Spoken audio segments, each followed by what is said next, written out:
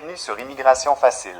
Cette chaîne s'adresse à celles et ceux qui en ont assez de la confusion, des messages contradictoires et de l'idée qu'immigrer serait impossible sans payer un consultant ou une agence.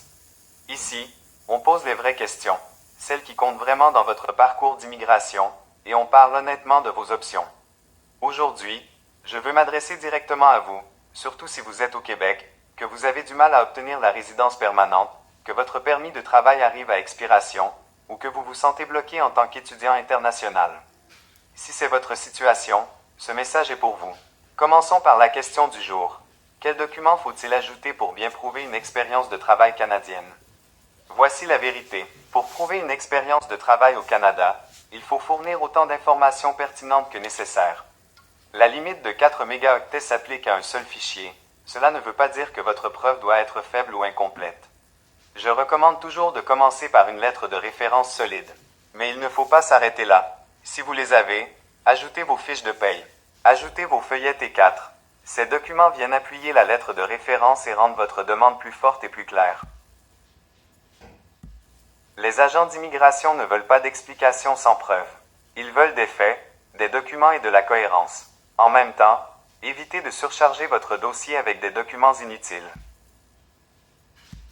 Les agents sont humains. Si vous les obligez à lire des informations qui n'apportent aucune valeur, vous nuisez à votre propre dossier. Utilisez l'espace quand c'est nécessaire et évitez de perdre du temps avec des documents dont vous n'avez pas besoin. Des preuves solides, claires et pertinentes, voilà comment on construit une demande sérieuse. Maintenant, je veux m'adresser directement aux personnes au Québec. Si vous êtes au Québec et que vous vous sentez bloqué, prenez un moment et écoutez attentivement. Si votre permis de travail arrive à expiration, si vous êtes étudiant international sans voie claire vers la résidence permanente, ou si vous avez fait une demande, attendu, recommencé, puis attendu encore, posez-vous une question honnête. Pourquoi rester dans un système qui ne fonctionne pas pour vous?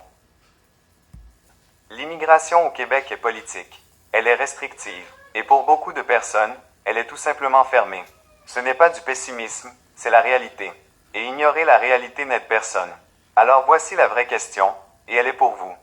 Pourquoi ne pas quitter légalement le Québec et construire votre avenir dans le reste du Canada grâce à la résidence permanente? Le Canada ne se limite pas au Québec. La résidence permanente est fédérale. Et parfois, la décision la plus intelligente n'est pas de s'acharner sur une porte fermée, mais d'avancer vers une porte ouverte. Changer de province, ce n'est pas un échec.